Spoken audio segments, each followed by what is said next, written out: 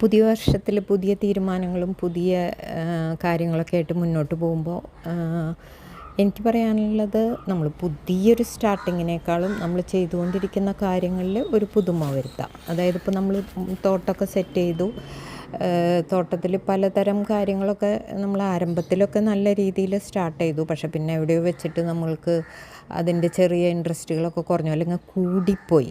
ചിലർ ചെയ്ത് കൂടുതൽ ഇൻട്രസ്റ്റിൽ ചെയ്ത് ഒരുപാട് ചെടികൾ നമ്മൾ വാങ്ങിക്കൂട്ടി.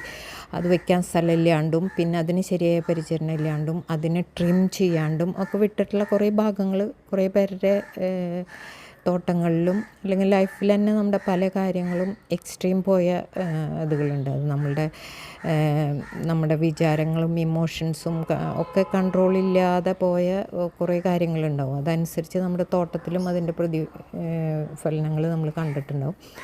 അപ്പോൾ അതിനൊക്കെ ഒന്ന് അടുക്കിപ്പെറുക്കി നമ്മൾ തോട്ടത്തിലേക്ക് തന്നെ വരാം. നമ്മുടെ മീഡിയ അതാണ്.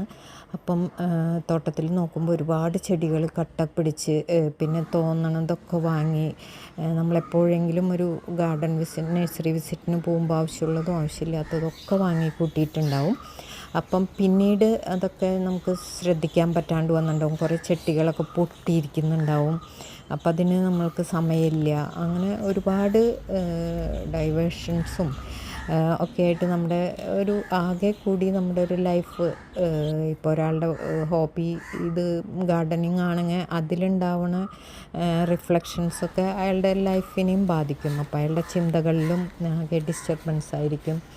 അപ്പോൾ അയാളുടെ ഇടപെടലുകളിലും അങ്ങനെയായിരിക്കും. അപ്പോൾ ഇന്നത്തെ വർഷം നമ്മൾക്ക് ഉള്ള നമ്മളുടെ സാഹചര്യവും നമ്മുടെ ഇൻട്രസ്റ്റുകളും ഒക്കെ ഒന്ന് ക്രമീകരിക്കുന്നതിനും അൺക്ലട്ടർ ചെയ്യുന്നതിനും ഒക്കെ വേണ്ടിയിട്ട് നമുക്ക് തുടങ്ങാം. അതൊരു നല്ല തുടക്കമാവട്ടെ. ഉള്ളതിനെ നല്ല രീതിയിൽ പരിപാലിക്കാൻ, അത് വീടായാലും പരിസരമായാലും നമ്മളുടെ പൂന്തോട്ടമായാലും ഒക്കെ അതിനുള്ള ഒരു തുടക്കമാവട്ടെ. എല്ലാവർക്കും നൈസിസ് മണ്ണുത്തി പ്ലാന്റ്സ് ഓൺലൈൻ ഷോപ്പിൻ്റെ പുതുവത്സര